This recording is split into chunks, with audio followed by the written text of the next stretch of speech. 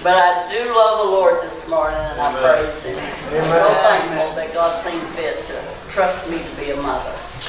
And we're not here to honor a certain mother, but we're here to honor all mothers. Amen. I was telling Sister Strader this morning, I wished her happy Mother's Day, and I said, you are a mother. You're a mother of the church. You're a mother of many. And so, you know, she really is. She's been a mother to a lot of people. Yes. But I received really nice messages this morning from one of my stepdaughters. And she said, truly you are the virtuous woman that Proverbs talks about. I thought, what in the world is that? Because she didn't give me no scripture or nothing, but I found it. And I want to read that this morning. I promise you I won't hold you too long. But it's in Proverbs 31, and it starts with verse 10. It says, who can find a virtuous woman? For her price is far above rubies. The heart of her husband does safely trust in her, so that he shall have no need of spoil. She will do him good and not evil all the days of her life. She seeks wool and flax and works willingly with her hands. She is like the merchant ships. She brings her food from afar. She rises also while it is yet dark and gives meat to her household and a portion to her maidens. She considers a field and buys it with the fruit of her hands. She plants a vineyard. She girds her loins with strength and strengthens her arms. She perceives that her merchandise is good. Her candle goes not out by night. She lays her hands to the spindle, and her hands hold the distaff. She stretches out her hand to the poor. Yea, she reaches forth her hands to the needy. She is not afraid of the snow for her household, for all her household are clothed with scarlet. She makes herself covered of tapestry. Her clothing is silk and purple. Her husband is known in the gates when he sits among the elders of the land. She makes fine linen and sells it, and delivers girdles to the merchant. Strength and honor are her clothing, and she shall rejoice in time to come. She opens her mouth with wisdom, and in her tongue is the law of kindness. She looks well to the ways of her household, and eats not the bread of idleness. Her children arise and call her blessed, her husband also, and he praises her. Many daughters have done virtuously, but you excel them all. Favor is deceitful, and beauty is vain. But a woman that fears the Lord, she shall be praised. Give her the fruit of her hands, and let her own works praise her in the gates. So that, I don't think could have been said any better. And I thank my stepdaughter for that, because I sure wasn't expecting it. It's hard sometimes being a stepmother. But I have some wonderful stepdaughters and stepsons. 10 of them, I believe, right? But thank God for that. But I was going to say, well, I was sitting here Wednesday night in the service, and the Lord spoke to me so plain. He said, what is a mother? Oh, wow. Never thought about that too much. I kept thinking, why did you give me that title and you didn't give me no message to go along with it? So I kept thinking, I couldn't get it out of my mind. What is a mother? A mother is a woman that she loves to nurture, needs to, I think, and comfort. She loves her children above herself. She will do without to see that her children have.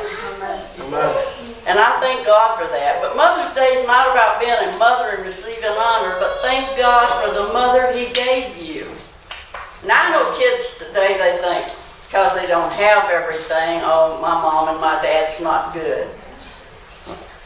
Well, I'm the daughter of a sharecropper. And I'll bet most of you don't even know what that is. I know my brother does because he's one too. He's the son of a sharecropper. But that's a farmer that works for another guy that owns the farm, and I believe you get 1/3. You do all the work and you get 1/3 of the crop. And that's how I was brought up. And I could have been bitter. I shared this with my grandson, you know. I could be bitter, but I chose not to. Because it's those hard times that God brought me through that shows me just how big God is. Amen. How awesome He is. He takes the little things that we have and He turns them into big things. If we're faithful with the few things that He gives us. Amen. And I'm so thankful. Mothers are a gift from God. Everyone has a mother. Yes. I don't believe we have any clones in here. Everyone has a mother. And they're a gift from God. And if you have a godly mother, you really got a gift. Because your mother, I know you think sometimes that she just don't understand. And we were all in that same place at one time in our life. Where I thought, my mother, I can't wait to get out of this house. I'm one of 13. So it was 3 to a bed. So you think you got you think you got it rough? 3 to a bed. And usually 2 bedrooms. So sometimes you had 2 beds in that little bedroom and 6 in there. But I'm so thankful to God for that. It made me what I am today. I think, you know, people think you're crazy if you thank God for the valleys that you go through. But if I didn't thank God for the valleys that I went through, I'd never know how big God was. Amen. I'd never know that He could bring me through that valley and put me on the mountaintop. So I thank Him for the valleys. I thank Him for the hard times. And now I get to thank Him for the good times. Because He has blessed me more than I myself can even understand. Me and my husband sit sometimes in just amazement, and we say, how in the world do we make our money go as far as it goes? Come on. It's because God has blessed us. Amen. We've learned to be faithful. We have some mothers in the Bible that are awesome mothers. We have Mary, the mother of our Savior. Amen. And she was called when she was a teenager. Now, some of you young people today, I want you to think about this. You have a fiancé, and God speaks to you and says, you're going to be the mother of Christ. And you've never been with a man. What would be your question? Or what would be your answer? Not me. I'll guarantee you most of them would say, not me. I have a fiance. He's not going to believe I just got miraculously pregnant. I'll lose him if I carry that child. But not Mary. She said, even your will, Lord. She was so sold out to God that He was first in her life. Now that's a teenager. And for you teenagers that think you can't be that sold out, you can be. I met God at the age of 14. And it was a wonderful relationship. I didn't stay true to God, but thank God I found Him again, or He found me at 28. And I've been with Him ever since. And couldn't have had anything better. But she was completely committed to God and His will. And when Gabriel told her she was going to carry the Christ, was she nervous? Sure she was. Just like you or I would be nervous. Even when God tells us today to do things, we get nervous. I don't know if I want to do that or not. Is that truly God? But we get nervous. How would you feel, you know, if God told you that? I think of how far, and I heard Brother Steve talk about this Wednesday night, how far the family has fallen. away from God and from each other. You know, a mother, I believe, holds the family together. As I know, even with my own mother, we were pretty close as long as my mom was alive. But then when my mom passed, it seemed like it just got further away. So she's what holds the family together. And we're all responsible for raising the kind of generation we have today. Amen. Because we have said, I don't want my kids to suffer the way I did. I want my kids to have more than what I had. And so we give and give and give. And they're unappreciative. And I'm not being mean to you young people. Some of you are the greatest in the world. But the generation itself, they want everything for nothing. And that's our fault. Because we give it to them. That's right. They didn't have to work for it. We just give it to them. I wasn't brought up in that time. And my son will probably tell you, I wasn't that kind of a mother. You want it, work for it. Amen. You want a car, get a job. Amen. You're not getting it from me. You don't want me in your business? Get out of my pocket. Amen.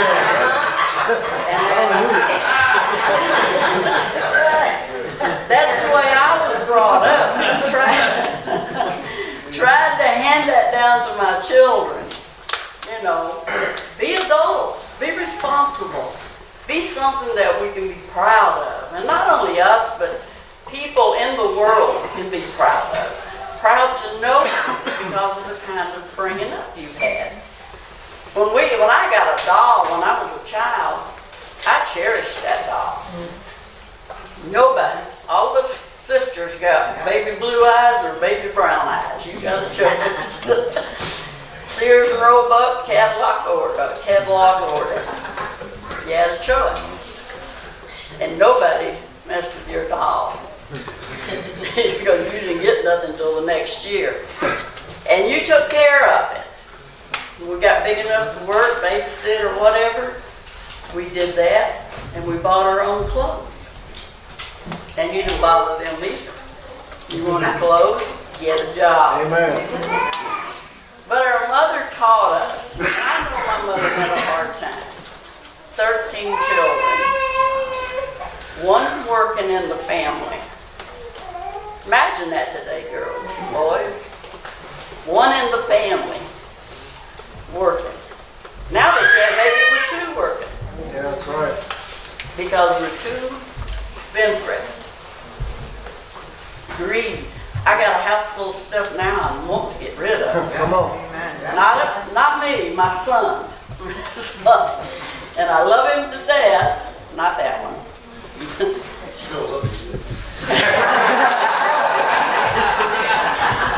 But I think he thought you had to buy love. And I'm sorry he felt that way because I tried to tell him all the time, if you have to buy love, those people don't care for you. That's right. They only want what you can give them. You want someone that will love you for who you are and what you are. Amen. But he just had a big heart. I remember as a mother, young mother, when my kids were Ryan's and Julian's age, and they had the youth groups, and they'd go out and get a storm coming and tornadoes and that, and I'd be walking the floors and weeping and praying God bring my children home. Bring them home safe. And God was always faithful. Amen. Always faithful to me. One ran away and I asked him, I prayed about it. God told me where they were at. And that's what he said. And just so happened the lady he ran to was my best friend and she brought him back. So, see, it's good to know the Lord because she was a good Christian woman, a missionary woman. So it's good. And every parent in here I know understands what I'm saying.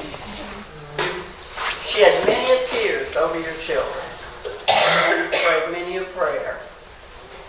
And Mike and Amber, God bless you. That's all they had of you. But But it's all in the way that you raise them. Amen.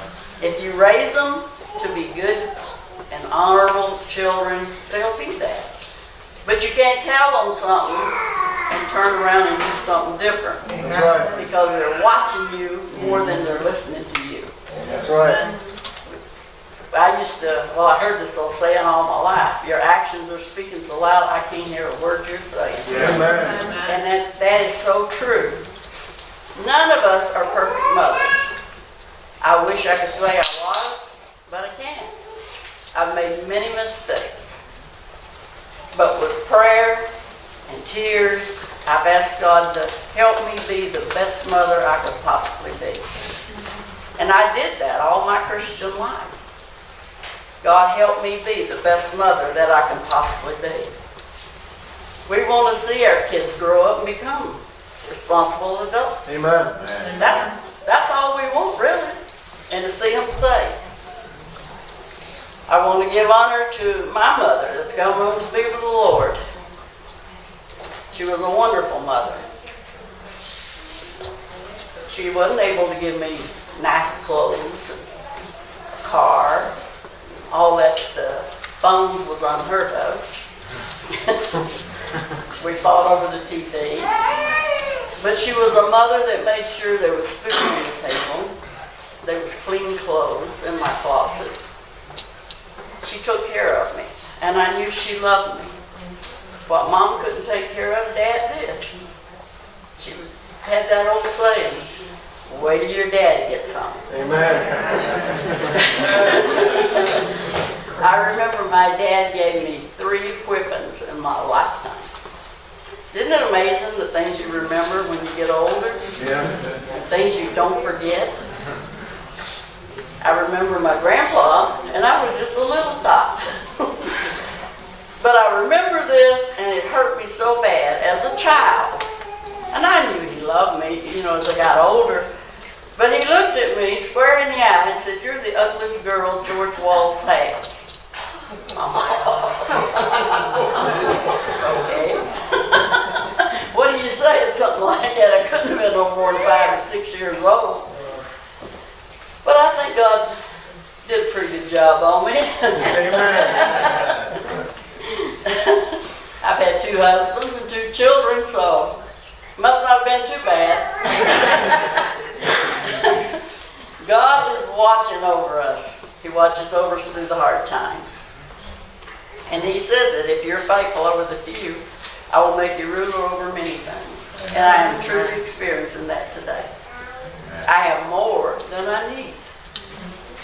I have what I need, but he's blessed me even more. I'm grateful for the hard times that he taught me how to survive. Amen. My heart goes out to kids today. Because if there was hard times, you better latch on to an old person because you ain't going to make it. That's right. You're not going to make it, believe me. But we grew up in it. We know what it's like. Our young people today, and I thank God for that they don't have to suffer the way we did. I'm grateful for that. But hard times sometimes is good for you. Yes. It teaches you how to survive. Today I'm blessed with every need and more, and thank God for the hard times you have, and let God show you how big he is and how faithful he is. Amen. Thank him that you don't have the money for a new dress or better car. Just be thankful for what you got. And then God will see to it that you have more. I promised my brother I wouldn't keep you too long. So, I have this, and I hope I get through it okay. It's a poem. It's called Greatest Love. It said, I always knew I would be a mom since I was just a girl. And when God blessed me with my 2 boys, you each became my world. He said, now take these precious gifts and show them your greatest love, because he gave them here to me from heaven up above. He said to teach them what is right by what you do and say. And please remember as a mom to teach them how to pray. The years go by so fast, no matter what you do. And whatever your paths may lead, wherever your paths may lead, my heart will go with you. I only hope I served you well and showed you greatest love. I hope I taught you how to pray and thank your God above. Always remember to be your mom is a blessing every day.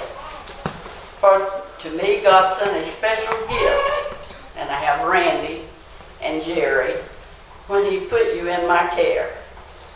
Now Randy's gone on to be with God, but I will always carry him in my heart.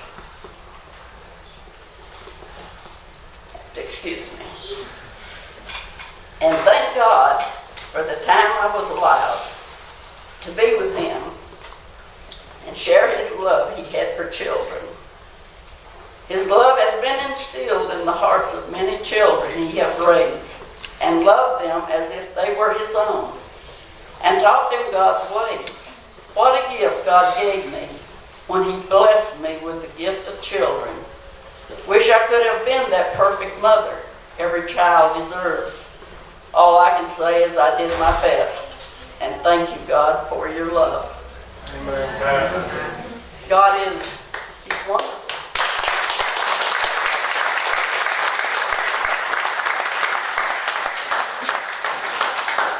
And you know, sometimes as mothers, we don't understand when we lose our loved ones early, but God sees us through it.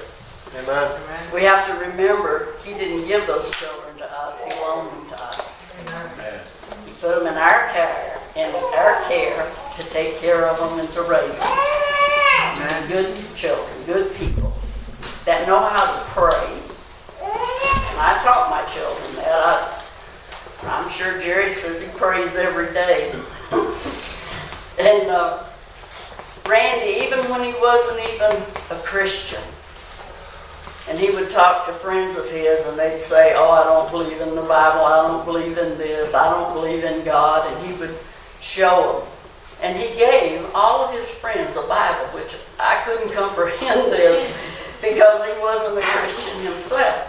But he never let people say there was not a God. Amen. Or put God down. And he'd give them a Bible to prove it. And would show them in that Bible Amen. where God was real and where they were going if they didn't serve God. He went that far to tell them. You're going to split hell wide open if you don't serve God. And I'm thankful for that. So I know I instilled that in his heart. And even though God took him early, and I believe he's up there in heaven, Amen. waiting for the rest of us here. So. All you mothers, appreciate you and love you. And you are truly all wonderful mothers. Amen. Thank you.